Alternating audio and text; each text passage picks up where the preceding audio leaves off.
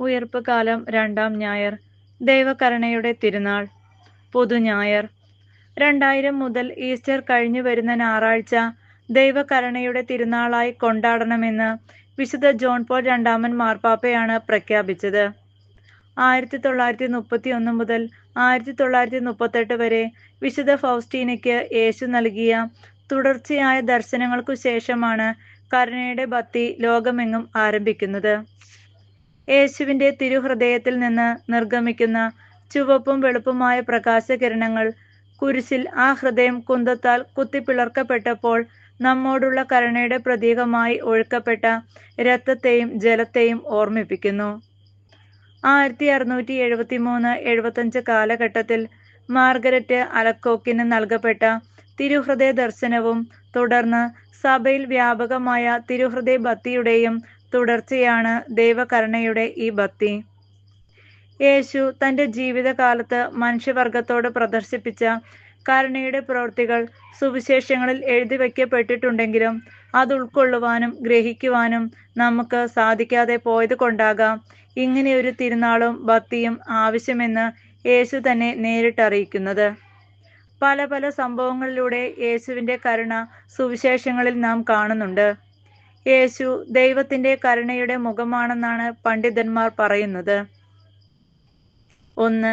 കരയുന്നവരെ ആശ്വസിപ്പിക്കുന്ന യേശു. അഷ്ടഭാഗ്യങ്ങൾ. ലാസറിന്റെ മരണത്തിൽ ഒപ്പം കണ്ണീരൊഴുക്കുന്നവൻ, ഗത്സമനിയിൽ സ്വയം താണു വീണു കരയുന്നവൻ, ഓർസ്രേം നഗരിയിലെ സ്ത്രീകളുടെ ദുഃഖത്തിൽ പങ്കുപറ്റുന്നവൻ, കുരിശിൽ കിടന്ന് അവസാന നിമിഷം പിതാവിനെ വിളിച്ച് കരയുന്ന യേശു ഒക്കെ ദുഃഖിതരുടെയും പീഡിതരുടെയും വേദന ഏറ്റെടുക്കുന്ന യേശുവിന്റെ മുഖമാണ്. 2. വിശപ്പ് അനുഭവിക്കുന്നവരോട് കരുണ കാണിക്കുന്നവൻ. 5. 4 അപ്പം കൊണ്ട് 5000-ഉം 7000 ആളുകളെ തീറ്റിപ്പോറ്റിയവൻ. വിശപ്പ് അനുഭവിച്ചപ്പോൾ സാബത്ത് നാളിൽ കതിർ പറിച്ചു തിന്നാൻ ശിഷ്യരെ അനുവദിച്ച യേശു ശാരീരികമായ വിശപ്പിനോടൊപ്പം ഭൗതികവും ധാർമ്മികവും ആത്മീയവുമായ ദാഹം തീർക്കുന്നവനും കൂടിയാണ് യേശു. 3. അമ്മമാരോടും സ്ത്രീകളോടും കുഞ്ഞുങ്ങളോടും കരുണ കാണിക്കുന്നവൻ. അവരെ തടയരുത് എന്ന് പറയുമ്പോൾ കുഞ്ഞുങ്ങളോടുള്ള അമ്മമാരുടെ ആർദ്ര ഹൃദയത്തെ തൊട്ടറിഞ്ഞതിന്റെ തെളിവാണ് പത്രോസിനുള്ള ശാസന. സ്ത്രീ ശിഷ്യകളെ കൂടെ കൂട്ടിയ ഏക ഗുരുവാണവൻ. കുരിശിൻ ചുവട്ടിലേക്ക് തന്നെ അനുഗമിച്ച സ്ത്രീകളെ അനുഗ്രഹിക്കുന്ന യേശു സ്വന്തം ശിഷ്യന് മറിയത്തെ അമ്മയായി ഏൽപ്പിച്ചു കൊടുത്തവൻ. 4. പാപികളുടെയും പാർശ്വവൽക്കരിക്കപ്പെട്ടവരുടെയും ഇടയിലേക്ക് ഇറങ്ങിച്ചെന്ന് അനുകമ്പ കാണിച്ചവൻ. മഗ്ദലന മറിയം, സക്കേവൂസ്, നല്ല കള്ളൻ തുടങ്ങിയവരോട് ക്ഷമിക്കുകയും അനുഗ്രഹിക്കുകയും ചെയ്യുന്ന യേശു. 5. ദരിദ്രരെ സുവിശേഷം അറിയിക്കാൻ, അന്ധർക്ക് കാഴ്ചയും ബന്ധിതർക്ക് മോചനവും നൽകാൻ അയക്കപ്പെട്ടവൻ. ലൂക്ക 4:18. കുറുനരികൾക്ക് മാളങ്ങളും ആകാശപ്പറവകൾക്ക് കൂടും ഉണ്ടെങ്കിലും മനുഷ്യപുത്രന് അതുപോലും ഉണ്ടായിരുന്നില്ല. പിറക്കാൻ കാലിത്തൊഴുത്തും മരിക്കാൻ മരക്കുരിശും അടക്കാൻ ആരാന്റെ കല്ലറയും മാത്രമായി ഉണ്ടായിരുന്നവന് ലോകം കണ്ടതിൽ വെച്ച് ഏറ്റവും ദരിദ്രൻ. 6. തൊഴിലാളികളുടെ തോഴൻ. അന്നന്നത്തെ അപ്പത്തിനു വേണ്ടി തച്ചന്റെ ജോലി ചെയ്യുകയും ജോലിയുടെ മാഹാത്മ്യം അംഗീകരിക്കുകയും ചെയ്തവൻ. അധ്വാനിക്കുന്നവരും ഭാരം വഹിക്കുന്നവരും എന്റെ അരികിൽ വരിക എന്ന് പറഞ്ഞ് അവരെ ആശ്വസിപ്പിച്ചവൻ. മത്തായി 11:28. 7. ഹൃദയത്തിൽ മുറിവേറ്റവരെ ആശ്വസിപ്പിക്കുന്നവൻ. കുള്ളനായതിന്റെ പേരിൽ തിരസ്കരിക്കപ്പെട്ട സക്കേവൂസ്. 5 ഭർത്താക്കന്മാരുണ്ടായിരുന്നിട്ടും ശിഷ്യത്വത്തിലേക്ക് ക്ഷണിച്ച സമരിയാക്കാരി. 7. പിശാച് ബാധിച്ച മഗ്ദലന മറിയം.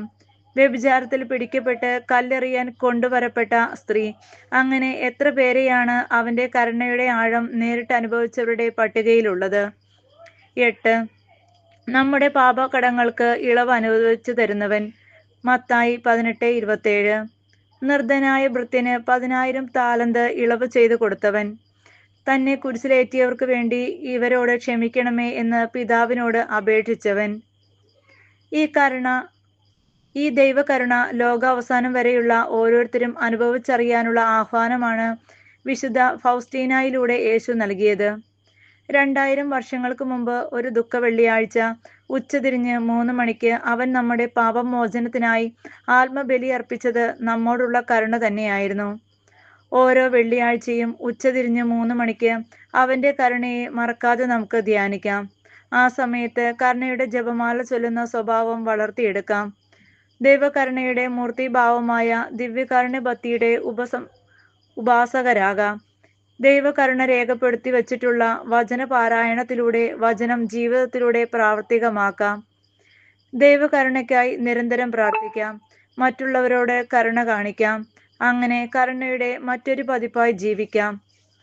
നമ്മോടുള്ള സ്നേഹത്തിന്റെ അടയാളമായ തിരുമുറിവുകൾ കണ്ടപ്പോൾ എന്റെ കർത്താവേ, എന്റെ ദൈവമേ എന്ന് ഏറ്റുപറഞ്ഞ് സ്വയം കർത്താവിന് സമർപ്പിച്ച നമ്മുടെ പിതാവായ മാർ തോമാ ശ്ലീഹായുടെ സന്താന പരമ്പരകളാകാം.